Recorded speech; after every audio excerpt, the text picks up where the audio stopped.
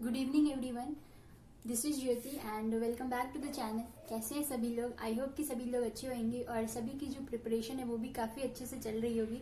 सो दोस्तों, finally IBPS PO का जितने भी शिफ्ट थे वो ओवर हो चुके हैं एंड मेरा एग्ज़ाम आज जो फाइनल शिफ्ट था, आज दिन का 4th शिफ्ट, उसमें मेरा एग्ज़ाम पड़ा था और सारी चीज़ें देखेंगे कि मैंने कैसे कैसे अटेम्प्ट करे हैं पेपर और मैंने कितने अटेम्प्ट करे हैं, ओवरऑल कितने अटेम्प्ट हुए हैं, कट ऑफ क्या जा सकती है, पेपर का क्या लेवल था, डिफिकल्टी लेवल, वो भी बात करेंगे इस वीडियो में। सो वीडियो के अंत तक बने रहिएगा एंड आपको कैसा लगा पेपर, आप ने कितने अटेम्प्ट करे हैं वो भी नीचे कमेंट सेक्शन में आप ज़रूर बताना।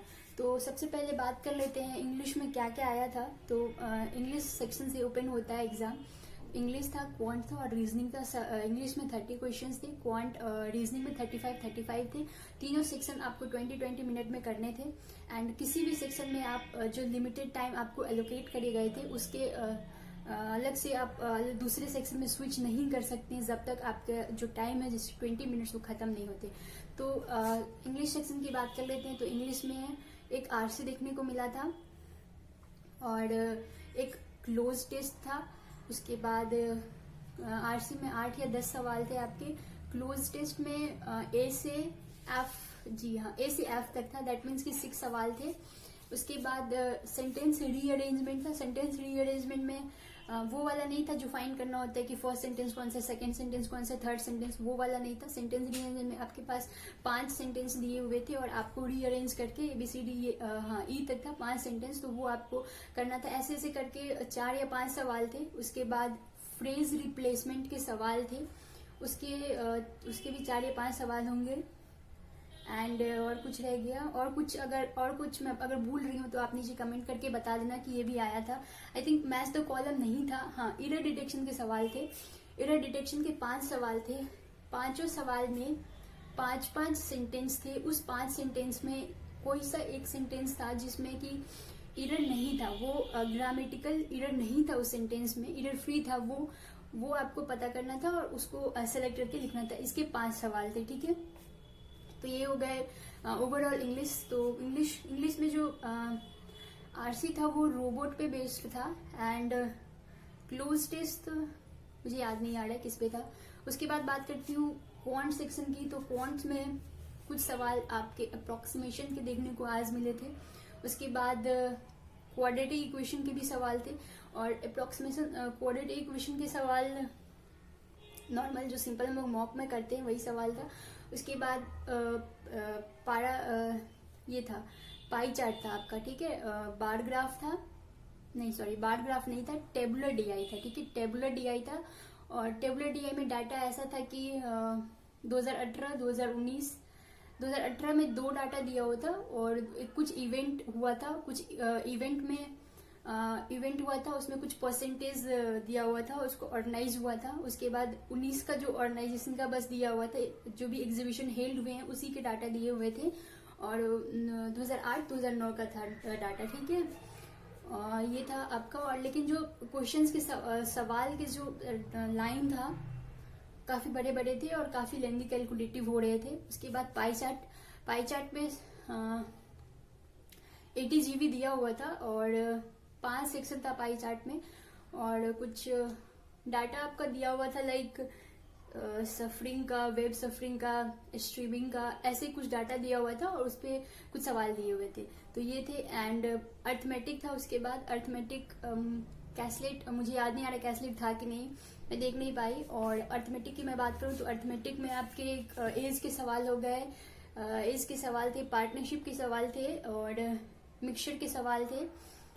टाइम एंड वर्क का भी, हाँ, टाइम एंड वर्क का भी एक सवाल था। तो यही सारी चीजें थी। बाकी क्वेश्चंस मैं देख नहीं पाई कि क्या क्या था, क्या क्या नहीं था, टाइम खत्म हो गया। उसके बाद रीजनिंग सेक्शन की मैं बात करूँ तो रीजनिंग में आपके बहुत सारा पजल, बस एग्जाम में पजल ही पजल था, ठीक है। तो रीजनिंग में एक स्क्वायर बेस पजल था जिसमें कि चार कॉर्नर में बैठ रहे थे, 4 मिडिल में बैठ रहे थे। कॉर्नर वाले इनवर्ड फेस कर रहे थे, मिडिल वाले आउटवर्ड फेस कर रहे थे और वेरिएबल नहीं था इसके साथ, ठीक है। तो ये था। इस पे 4-5 सवाल, 5 सवाल होंगे, मैंने गिना नहीं, 5 ही सवाल थे। और ये ऐसे स्टार्ट हो रहा था जैसे कि एक था आपको शायद पहला ही लाइन था ये कि कॉर्नर पे कोई बैठ रहा है, तो वहां से आप बैठा के 2 पॉसिबिलिटी में उसको कर लेते। उसके बाद एक 9 बॉक्स था, 9 बॉक्स ऊपर से नीचे तक बैठाना था आपको, और उसमें ऐसे था कि ऐसे से लाइन स्टार्ट कर सकते थे कि जे और पी, हाँ जे और पी के बीच में 2 लोग बैठ रहे थे, तो ऊपर नीचे आप करके 2 में कर लेते। उसके बाद एक अनसर्टेन बेस भी पजल था जो कि मैं नहीं बना पाई, छूट गया मेरे से। और साइलो के सवाल थे, एंड साइलो के सवाल हो गए, ब्लड रिलेशन के सवाल थे, एंड साइलो हो गया, ब्लड रिलेशन हो गया। एक था कोडिंग, चाइनीज कोडिंग का बस एक सवाल था। उसके बाद और क्या था, आई थिंक नहीं, इनइक्वालिटी नहीं था, और बाकी कुछ पेयर वाला था, पेयर में शायद प्रोक्लेम, हाँ प्रोक्लेम का आपको वर्ड पेयर करना था, और एक वर्ड फॉर्मेशन का भी एक सवाल था। मैं देख नहीं पाई क्या कौन सा वर्ड था, क्या फॉर्म हो रहा था, तो यही सवाल था। उसके बाद बाकी और कुछ, शायद एक और पजल था जो मैं नहीं देख पाई, पता नहीं शायद फ्लोर बेस था कि फ्लैट। आप कमेंट करके प्लीज बताइएगा कि ये था कि नहीं था एग्जाम में, ठीक है। तो यही सारा चीज था। इंग्लिश बात कर लेते हैं, जो एग्जाम का लेवल था, जैसे कि जो रीजनिंग था वो मॉडरेट साइड पे था, ठीक है, इजी नहीं था, मॉडरेट साइड पे था। पजल जल्दी जल्दी में नहीं बन पा रहा था। हाँ एक पजल और था, मंथ बेस्ड पजल था, जिसमें कि 3 मंथ दिया हुआ था, एंड 3 मंथ दिया हुआ था, उसके साथ एक वेरिएबल था। 3 मंथ में 3 था या 8 था समथिंग, 6 लोग शायद बैठ रहे थे। 3 मंथ था, उसके 2 डेट दिए हुए थे, एक 17, एक ऑड डेट था, एक इवेंट डेट था, उसके साथ एक वेरिएबल भी था। तो एक ये था आपका पजल, इसमें भी 4-5 सवाल दिए हुए थे। तो रीजनिंग में बस पजल था, तो रीजनिंग कहीं ना कहीं इसलिए नहीं हो पा रहा था। तो रीजनिंग मॉडरेट था, क्वांट भी मॉडरेट था, बट क्वांट में ये था कि क्वाड्रेटिक थोड़ा सा इजी कर दिया था। लेकिन जो अदर सेक्शन के क्वेश्चन थे, डीआई पता नहीं क्या हो गया, डीआई को डिफिकल्ट करते जा रहे हैं, तो डीआई का क्वेश्चन लेंदी होता जा रहा है। डाटा इजी है, आप समझ लिए जाओगे, बट जब बनाने जाते हैं तो वहां पे भी बहुत सारा, पहले आप डीआई को समझ के कैलकुलेट करके लिखो, उसके बाद जो बहुत सारा लाइन में दिया हुआ था वो काफी डिफिकल्ट हो जाता है करने में। उसके बाद इंग्लिश की बात करते हैं, तो इंग्लिश तो लगता है कि सही कर रहे हैं, बट गलत हो जाता है समटाइम्स। तो मैंने इंग्लिश में एरर डिटेक्शन नहीं करा क्योंकि मेरे पास टाइम नहीं बचा, ठीक है। तो 5 सवाल वो मेरे छूट गए, मैं नहीं बना पाई। तो बाकी मैंने इंग्लिश में 25 अटेम्प्ट करे हैं।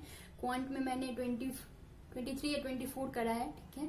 और रीजनिंग मेरी स्पीड ड्रास्टिकली, मतलब पता नहीं क्या हो गया, कमजोर हो गया था, ठीक है, डिक्रीज हो गया। एंड रीजनिंग में मैं 22 या 23 सवाल था, शायद उतना ही कर पाई। ब्लड रिलेशन वाला सवाल मैं कर ली थी, बट टाइम खत्म हो गया था तो मैं उसको टिक नहीं कर पाई। तो ये मेरे ओवरऑल अटेम्प्ट सारे हो गए सेक्शन वाइज। आपने कितने अटेम्प्ट करे हैं आप नीचे कमेंट में बताना, आपको कैसा लगा पेपर ये भी बताना, ठीक है। और बाकी कल से IBPS क्लर्क का भी पेपर स्टार्ट हो रहा है, तो जिनका भी कल IBPS क्लर्क का एग्जाम है, आप सभी को ऑल द वेरी बेस्ट, अच्छे से एग्जाम दीजिएगा।